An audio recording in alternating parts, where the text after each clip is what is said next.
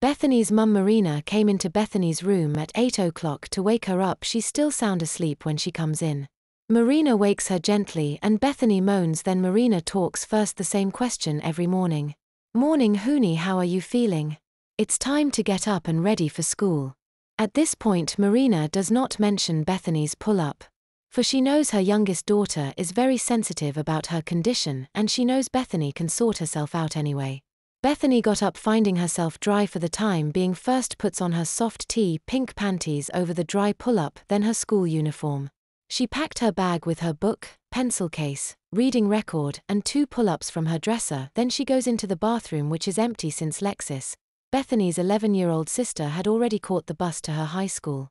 She undresses again, wondering why she got dressed in the first place, then had a shower and put her long blonde hair in a ponytail. Then gets dressed again and goes downstairs where her mum had a bowl of jammy ready break waiting for her and a glass of apple juice. She eats and drinks her breakfast and then is ready to go, so goes into the lounge and watches cartoon till mummy was ready to take her to school. It doesn't take long for Marina to be ready to take Bethany to school. So once they are both ready, Marion says to Bethany, "Come on sweetie, time for school, up you get and hop into the car." Marion follows the eager little girl out to the car and once they are strapped in, Bethany on her booster seat. They set off to the school. Both attend, the little girl as a pupil and her mother as an art teacher. Once they arrive, Marion drops Bethany outside the school gate to join her friends and then goes to park her car. Bethany walks to the tree that her and her small group of friends hang out near. The girls don't really mix with the other girls at the school for various reasons. Bethany sees her friends and happily waves to them. They wave back and she goes over.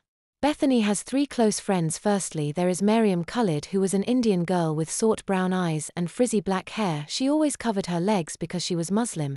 Then there is Jessica Sanchez, who was a small slender girl who was the best under-8 gymnast in the school and was a ballerina. She had olive brown skin and dark brown hair. She was Spanish, recently come to America. Finally, there was Chloe Christoph-Sky, who was a fantastic artist and loved to draw and paint. She was Jewish and had slightly pale skin and red hair that was in ringlets. Bethany sat with them and they talk about what they did over the half-term holiday. The bell went and they lined up with the rest of year 2 for the teacher. The girls noticed 2 new girls in the class. They were both red-haired and blue-eyed and they looked and dressed identical and they were stood next to each other.